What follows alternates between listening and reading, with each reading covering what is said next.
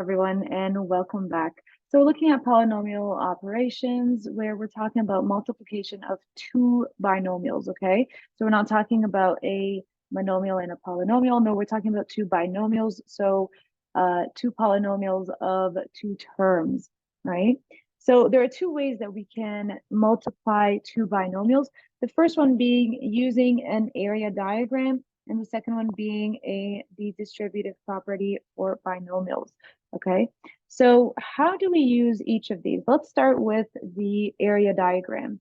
Now, area diagram works a lot like algebra tiles, where over here, instead of having like a long thing representing X, and then two of these, right? And they're all shaded, obviously, because they're positive. And then over here, having a long X, and then three of these, and I multiply each of them, right? So in order to do this using algebra tiles, we typically did, okay, so I'll do it like this, and then like that, and one last line. So typically when we did algebra tiles, this is how we did it. We said, you know what, I'm going to go X times X, that's X squared, okay? And then X times 3, that's 3X. And then over here I go 2 multiplied by, right? So I take this 2 and I multiply it by this X. So that's 2X. And then the last one was 2 multiplied by 3. Well, that's just 6, right? And then I said, you know what? Well, all I need to do is just add all the stuff. So with algebra tiles, I would have said, oh, okay, X squared plus 3X plus 2X plus 6. And what this expression would be, so if I said X plus 3 and X plus 2, what it would be is the multiplication of X plus 3 and X plus 2 gives me X squared plus, like terms, 5X plus 6, okay? So this is what it would be. It would be this multiplication is equal to this expression using algebra tiles. Now, when we're using area diagram, it says, listen, we're going to take this, this rectangle, okay?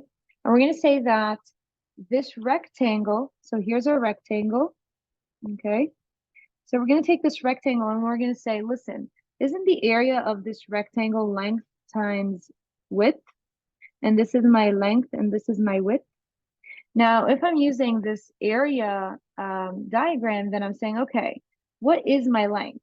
Now, if I'm told that my length is X plus 3 and my width is X plus 2, then how would I get area? Well, I'd say, okay, well, I need to multiply this expression by this expression.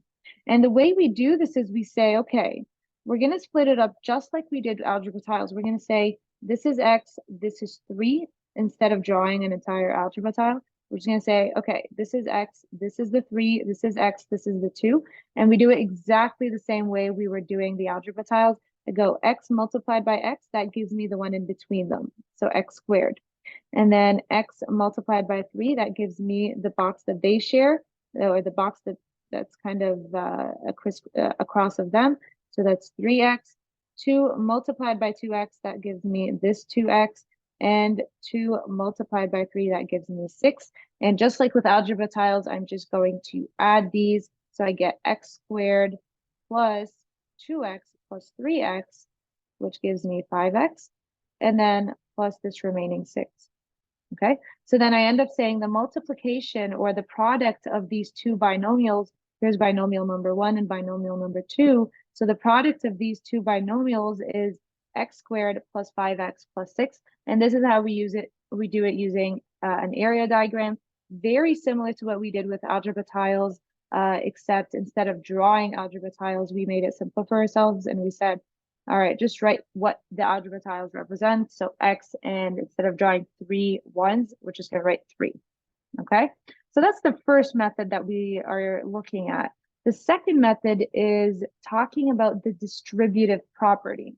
Okay, now the distributive property works in two ways. Let me just move this stuff so we have space.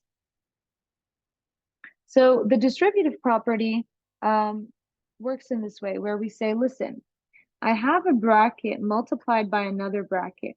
Now remember when we talked about distributive property with a monomial and a polynomial? So it looks something like this. So I could have 3x, for instance, multiplied by x plus 2. Okay. Now the way we did this is we said we're going to take this entire thing and multiply it once here and once here, giving me 3x squared plus 6x, right? So this is what we did when we did a monomial multiplied by a polynomial. Now, when I'm talking about a binomial multiplied by a binomial, okay, what am I looking at? Then I'm saying that, have a look at this. Imagine the b wasn't there. What would I have done? Well, there you go. It's just one term. I go a with c, a with d. Well, the only thing I did is add an extra b, right? So all I'm going to do is I'm going to keep this a with c, a with b, a with d.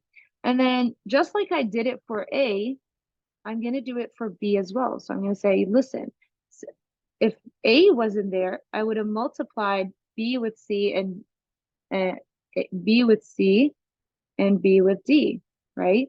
So that's all I'm doing here. I'm basically saying, okay, imagine that other variable wasn't there. Well, all you're going to do is just multiply this variable. You're going to distribute it to the others. So that's exactly what we're going to do.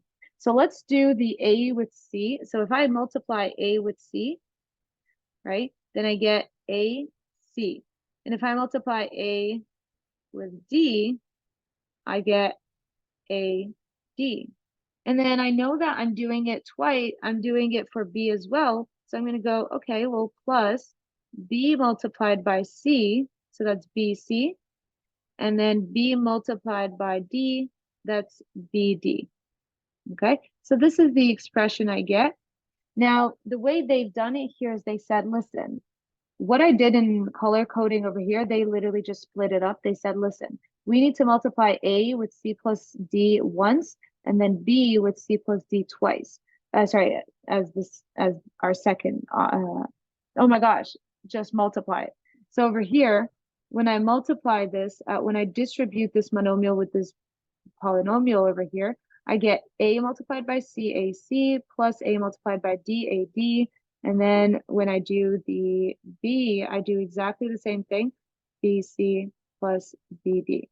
So you don't need to rewrite the expression as this. That's, in my opinion, a waste of time, as long as you can recognize that you're going to do each of these variables in the first bracket with the second bracket, and then add and simplify. And that's really it for the distributive property, everyone. Let's have a look at this using numbers.